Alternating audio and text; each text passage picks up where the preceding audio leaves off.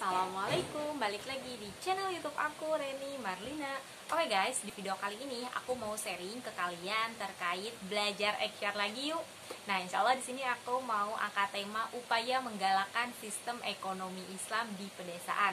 Karena ternyata banyak sekali orang-orang ya yang ternyata belum memahami ataupun belum tahu terkait apa itu ekonomi syariah ataupun ekonomi Islam.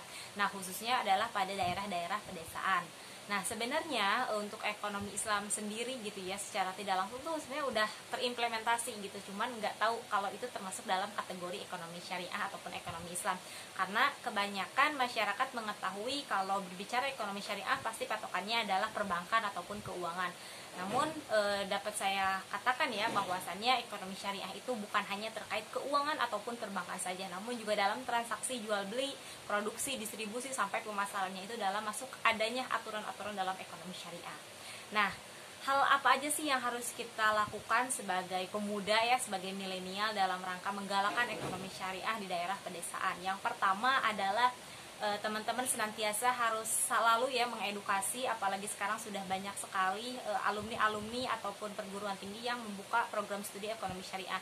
Nah, ini kami harapkan ataupun saya pribadi mengharapkan untuk para pemuda-pemuda di luar sana yang memang jurusannya ekonomi syariah untuk dapat terjun langsung ke dunia masyarakat untuk mensyariahkan ekonomi syariah khususnya adalah untuk daerah pedesaan. Kemudian yang selanjutnya adalah pada sistem mobilisasi di pedesaan. Nah, salah satunya adalah di dalam pedesaan itu kan biasanya sudah berdiri kayak koperasi ataupun BMT ya kalau dalam ekonomi syariah. Nah, itu bisa digalakkan nih oleh para pemuda ekonomi syariah, bukan hanya pemuda saja tapi seluruh stakeholder lah ya, untuk mensyaringkan ekonomi syariah bermulai dari tadi lembaga-lembaga kecil. Biasanya para orang-orang yang di kampung tuh ada yang kayak minjem uang gitu, itu biasanya kan ke lembaga-lembaga koperasi seperti itu.